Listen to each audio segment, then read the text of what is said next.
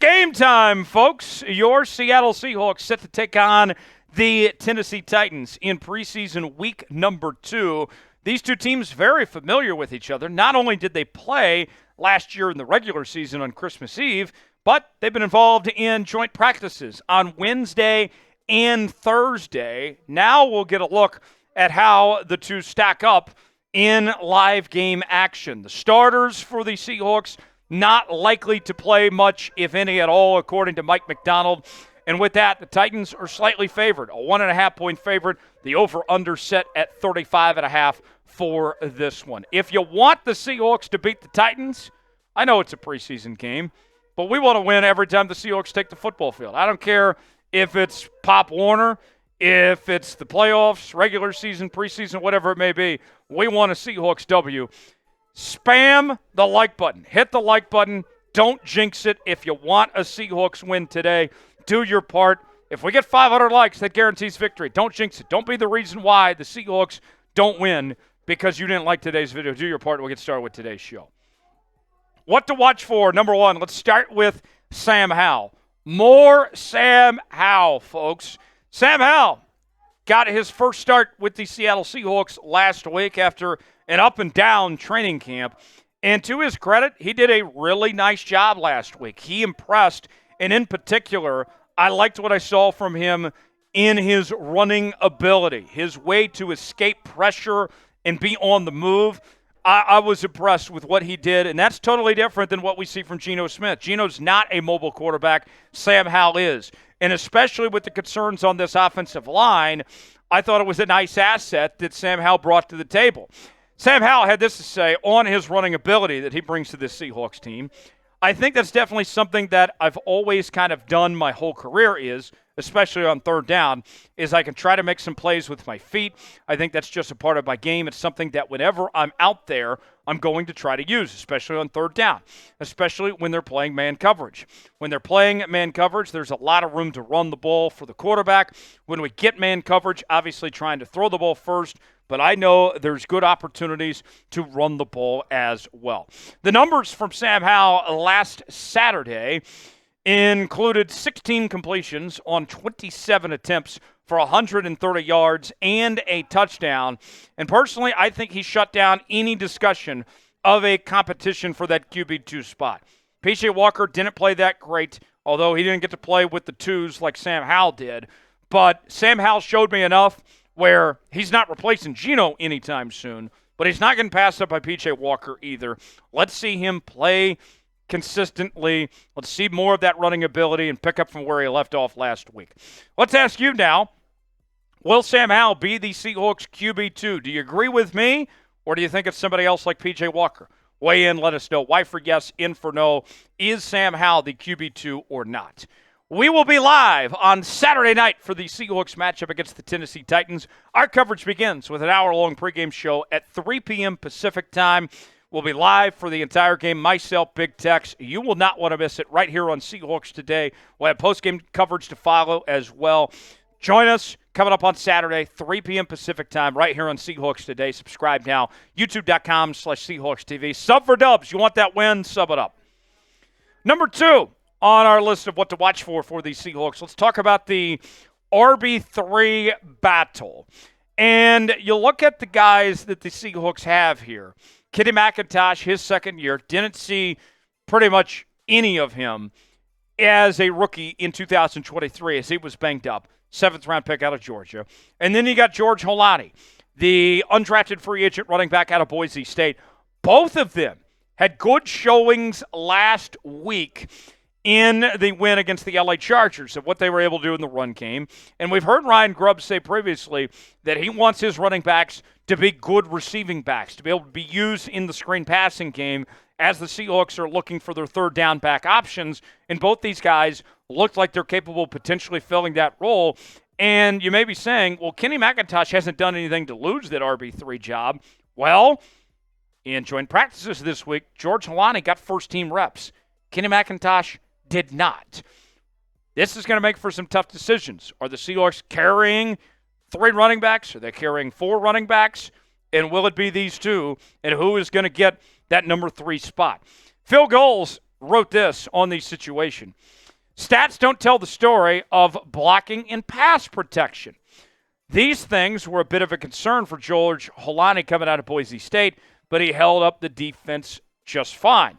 Kenny McIntosh didn't fare as well and may have even played a part in 2 sacks taken by Sam Howell, but it's early, and this has been a small sample size. So with that might be the difference. Although both of them ran the ball well, Holani was much better in pass pro last week than Kenny McIntosh. So the stats don't show that, but it is worth noting that could be a potential difference. Here's the numbers on both guys last week. McIntosh, 8 carries, 40 yards. Also had 2 catches for 1 yard. Holani, 6 carries, 24 yards. Had 2 catches for 6 yards in the performance on Saturday night. So now let's ask you, who will be the RB3 for the Seahawks? Are you rolling with Kenny McIntosh or are you rolling with George Holani? Type KM for Kenny McIntosh. Type GH for George Holani. Weigh in. Let us know who you think that guy should be. Number 3 on our list of what to watch for your Seattle Seahawks, the Byron Murphy Show. It's Byron Murphy's world, folks. We're all just living in it. He has been fantastic so far, from training camp to now the live preseason games to the joint practices. He's looked great. And I want to see more of it.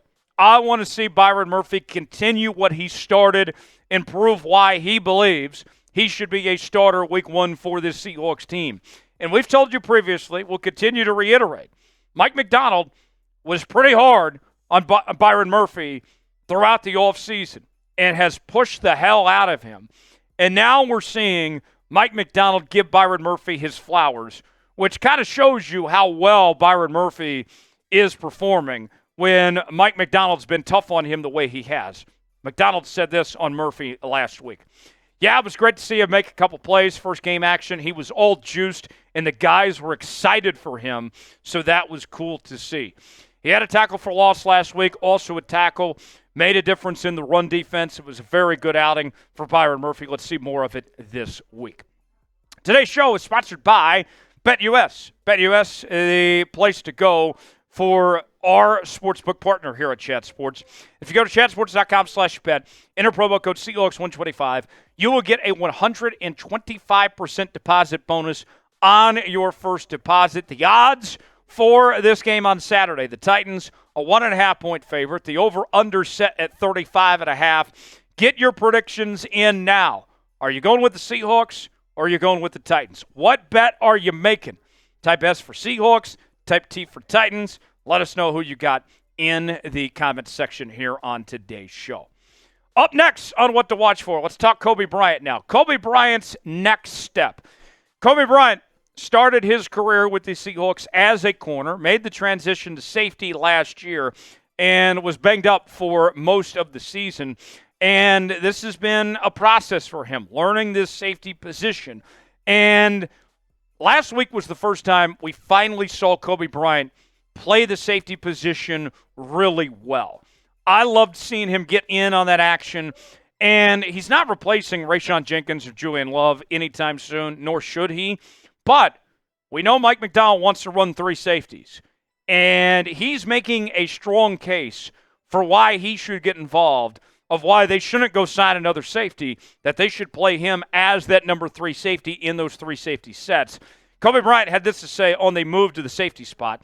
I'm embracing it pretty well. Each week I'm growing. I set myself up with goals to attack each week, what I need to work on, what I'm improving, so just the little things. He had the interception, big play, also had a pass breakup, good outing for Kobe Bryant. Let's see more of it from Kobe Bryant going forward here. Show some love to Kobe Bryant. Spam 8 for Kobe. It's his Kobe year. Show some love for Kobe Bryant. I love that he wears the number 8, and his name's Kobe Bryant. Get in there in that chat. Show some love for him here on today's program.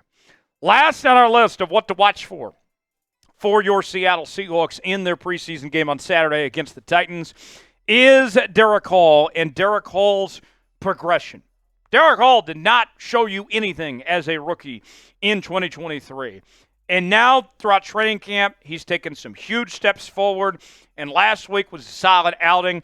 It felt like a breakthrough for Derek Hall, that he's finally coming along into the player that we anticipated, that we were hoping to see.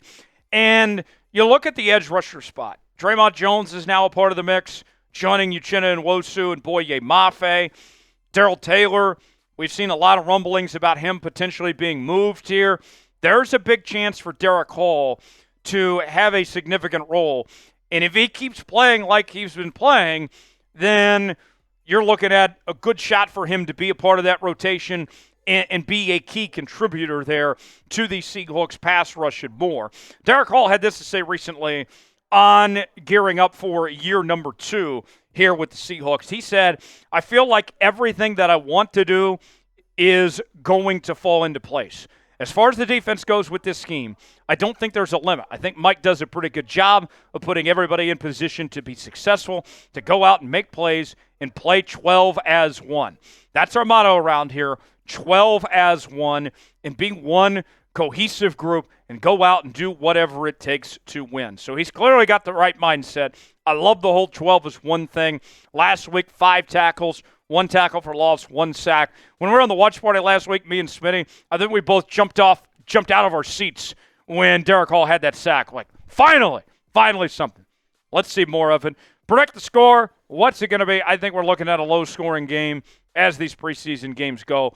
Give me the Seahawks. I'll say 17-10 is my score prediction. What is your score prediction? Weigh in, let us know. If you enjoyed today's show, you know what to do. Like the video. Like it for a Seahawks win. I'm Tyler Jones. We'll see you later on here on Seahawks Today.